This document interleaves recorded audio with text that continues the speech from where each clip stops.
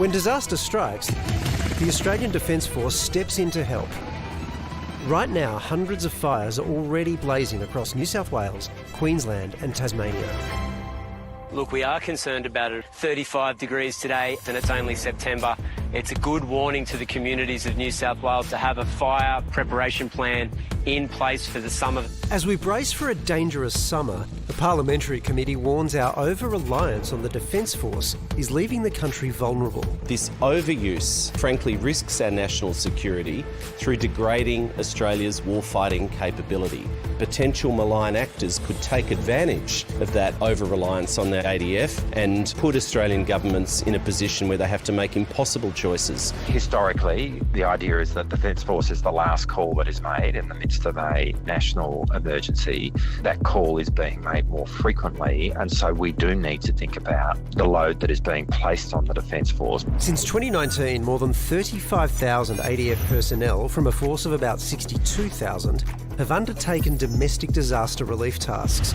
More than 7,000 were deployed during the Black Summer bushfires, 23,000 as part of Australia's COVID-19 response, and more than 4,000 responded to last year's floods. Our nation's strategic circumstances are the worst since World War II and deteriorating.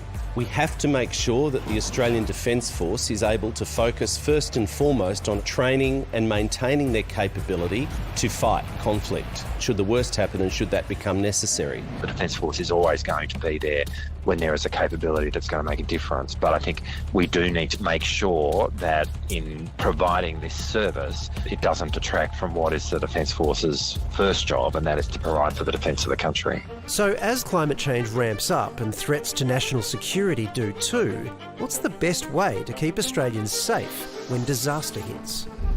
Admiral Chris Barry is a former head of the Defence Force and a member of the Australian Security Leaders Climate Group.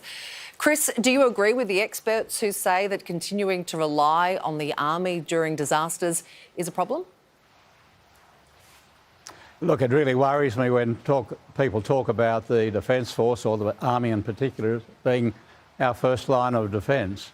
I think that's absolute nonsense, and I really worry that when we approach this bushfire season, we haven't made many changes from 2019-2020.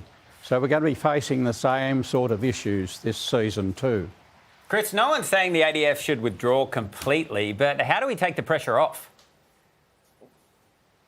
Well, I think there are a number of ways. First of all, I think the community requires the government to level with it. We still haven't seen anything out of the O&I report on threats to risk and security risks.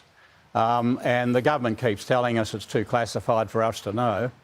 The second thing is we need to take seriously that the climate change is making really significant changes. For example, who would ever have thought that in the United States there'd be a hurricane going in over Florida at the same time there was a hurricane going in over Los Angeles?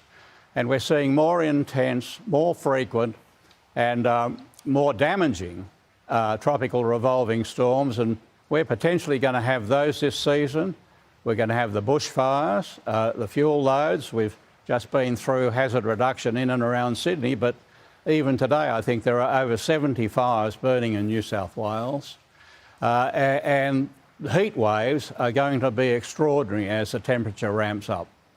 Chris, at what point or in what situations should the ADF be getting involved?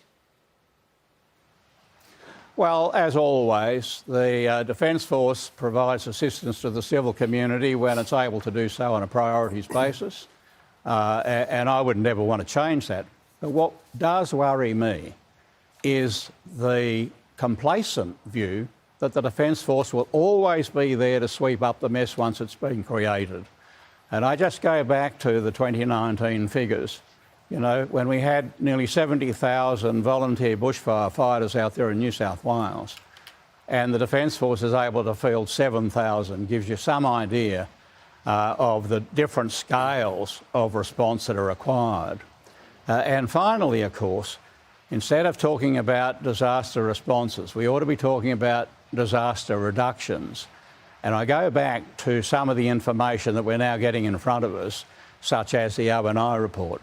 We ought to know what some of those issues are, what those threats to our domestic security look like, and we must engage the community in a national climate risk assessment so we can found our decision-making, our priorities and our resources and our systems on what's going to look best for us over the forthcoming years.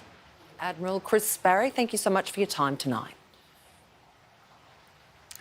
Thank you.